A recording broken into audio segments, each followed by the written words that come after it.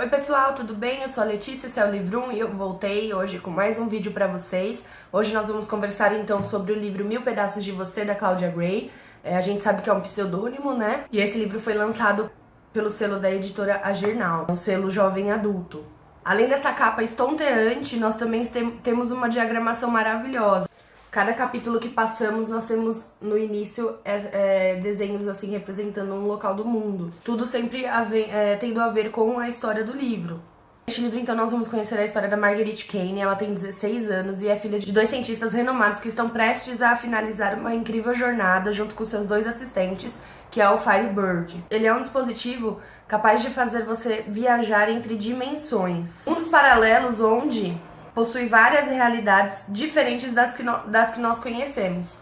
Então, quando tá assim, tudo lindo, maravilhoso, só comemoração, porque finalmente terminaram o projeto, a gente descobre, então, que esse Firebird foi roubado e que o pai, né, da Margaret, um dos maiores cientistas, ele foi brutalmente assassinado com o carro dele sendo sabotado. Sendo assim, todos os olhos de suspeita, né, são voltados para o Paul, que é um dos ajudantes, um dos melhores ajudantes e um dos mais capacitados entre os dois que ajudam esse casal. E as suspeitas se voltam a ele por conta que no mesmo dia em que o Firebird é roubado e também acontece a morte do Henry, que é o cientista, né, a gente descobre quem foi o Paul que roubou o Firebird e que ele está viajando entre dimensões para não ser responsabilizado pelo assassinato.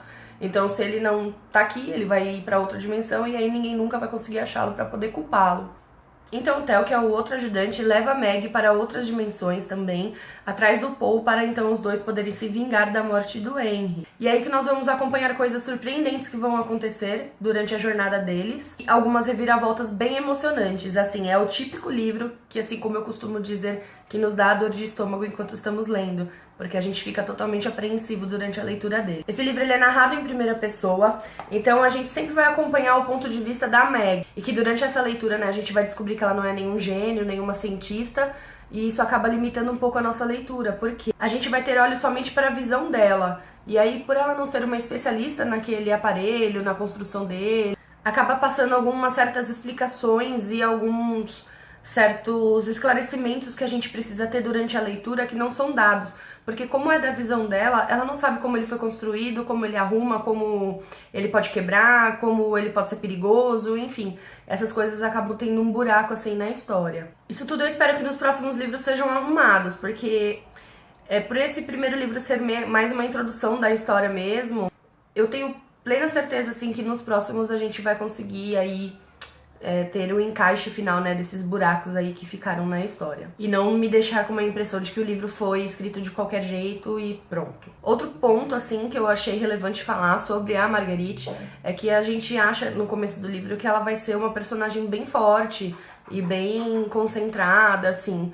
E aí a gente descobre durante a leitura que não, ela não é forte, ela é fraca, e as decisões que ela toma sempre colocam todo mundo em risco, mesmo, e ela não tá nem aí, entendeu? Ela vai fazer aquilo, ponto final, doa quem doer.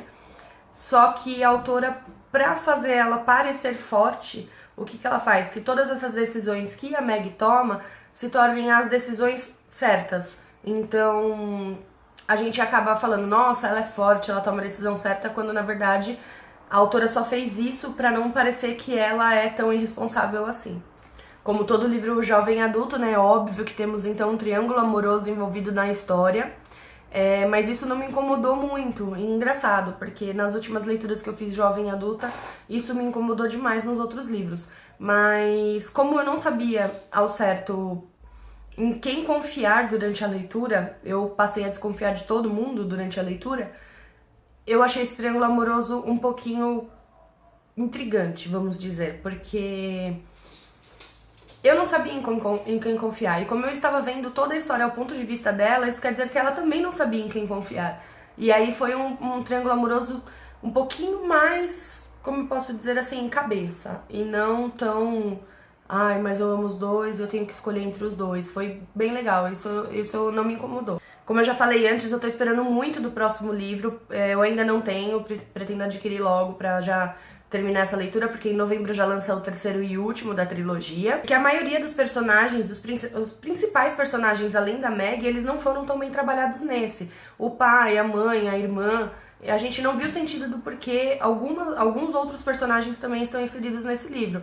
E até o próprio vilão, ele não foi nem um pouquinho explorado, ele foi jogado assim pra gente. Então eu tô esperando muito da continuação pra ver se isso vai mudar, se vai ser um livro melhor ou pior. E aí, dependendo de como for o segundo, eu vou determinar se eu vou ler o último então ou não. Eu recomendo muito essa leitura pra quem gosta do gênero jovem adulto, com uma pitadinha de ficção científica.